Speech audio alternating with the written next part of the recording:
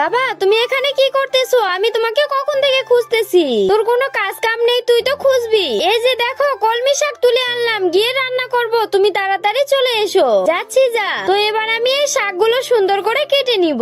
আমি ডিম ভাজবো, তেল দিব না, তাই আমি এখানে ডালদা ব্যবহার করব। তো এবার আমি এখানে কয়েকটা ডিম সুন্দর করে ভেজে নিব। এবার কড়াইতে বেশি করে পানি গরম করতে দিব। হয়ে গেছে। এবার এখানে নুডলস দিয়ে একটু সময় ধরে সিদ্ধ করব।